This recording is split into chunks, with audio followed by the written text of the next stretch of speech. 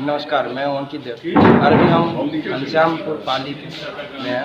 आइए हम बात करते हैं विनोद मिश्रा जी से, जो इस बार विधायक उम्मीदवार हैं।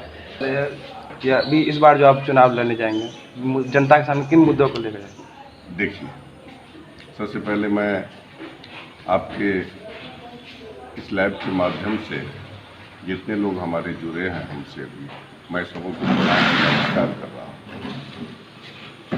दरअसल में आपको मैं बता दूं कि सबसे पहले तो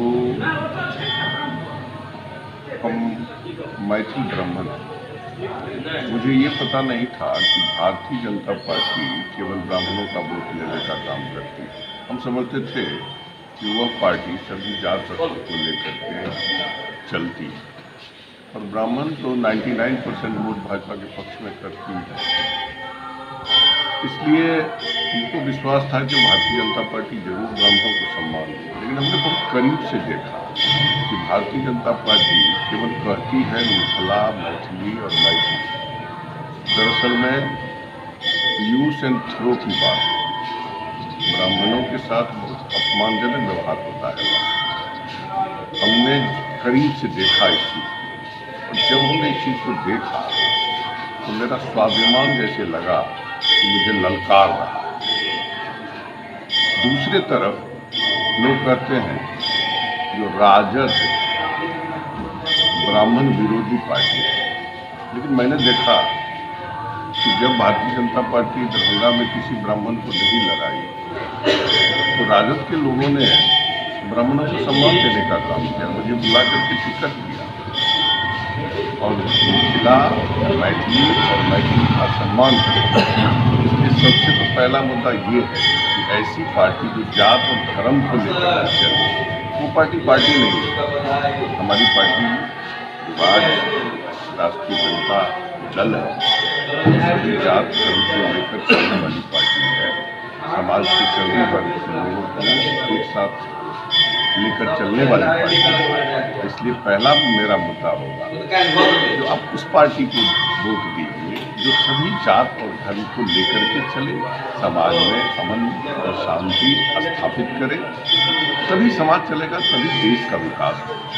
तो पहला मुद्दा तो मेरा ये है। और फिर आप जानते हैं कि पूरे बिहार में परिवर्तन की लहर चल रही है और तेजस्वी की तेज रफ्तार वाली सरकार बनने वाली है।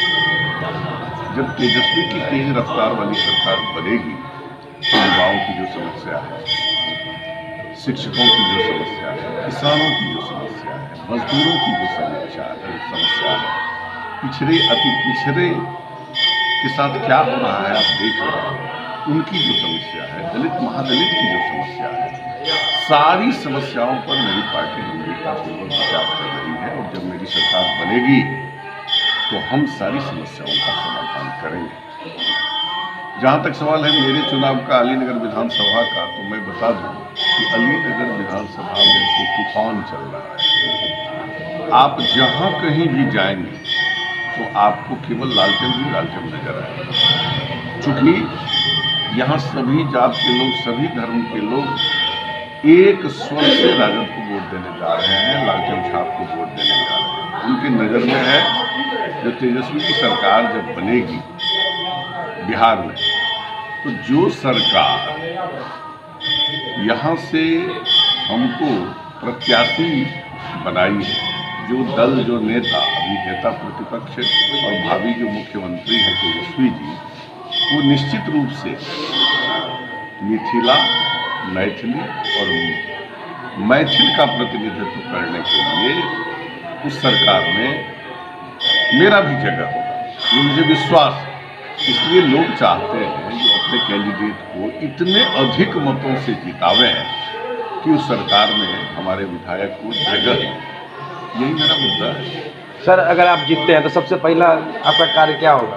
देखिए, मेरा पहला काम होगा, ये क्षेत्र जो है वो बाढ़ की त्रासदी के कारण ध्वस्त हो गया, तो बाढ़ से कैसे निजात मिले, मैं अपनी सरकार में इस मुद्दा को रखूंगा।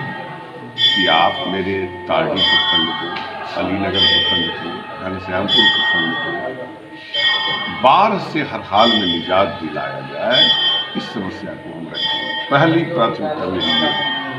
दूसरी प्राथमिकता होगी जो हमारे क्षेत्र में प्रतिभा की कमी नहीं है, युवाओं में प्रतिभा है, लेकिन व्यवस्था की कमी के कारण हमारे युवा बहुत कुछ नहीं कर पा रहे हैं।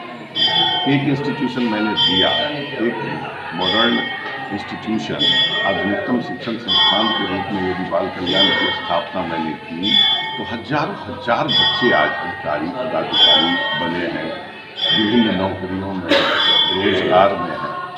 इसी तरह से यदि सरकारी स्तर पर अच्छे शिक्षण संस्थान की व्यवस्था हो, टेक्निकल इंस्टीट्यूट्स की व्यवस्था हो, फिजिकल ट्रेनिंग बना हुआ है, उसकी मान्यता रद्द है, सैकड़ों हजारों लोग वहाँ से ट्रेनिंग लेकर के अभी एम्प्लॉयड हैं, उसको मान्यता दिला जाए। ITI कॉलेज खुले, डिग्री कॉलेज खुले, वुमेन्स कॉलेज खुले। मैं शैक्षणिक विकास के लिए स्पेशली काम करना चाहता हूँ और युवाओं को स्किल्ड बनाने के लिए हम योजना बनाएंगे। उनका संगठन कायम करके पंचायत के अंदर एक ऐसा केंद्र बने जहाँ सभी युवा आवे, बैठे, पेपर पढ़ें, मैगजीन्स पढ़ें। और ये जो देख रहे हैं सोशल मीडिया और इलेक्ट्रॉनिक मीडिया का तो काफ़ी विकास हो गया है, तो उन युवाओं के अंदर इस तरह की योजना बनाई जाए। और हम चाहेंगे जो हम इस तरह का कार्यक्रम तैयार करें कि हर पंचायत के युवाओं को स्किल्ड बना, और जब युवा स्किल्ड बन जाएंगे तो स्वतः बेरोजगारी का अंत। तीसरी बात है, इस क्षेत्र में किसान, देखिए हम क्षेत्र भ्रमण के क्रम में देखते हैं कि बहुत सारा पंचायत है जहाँ किसानों का फसल दह गया, नष्ट हो गया।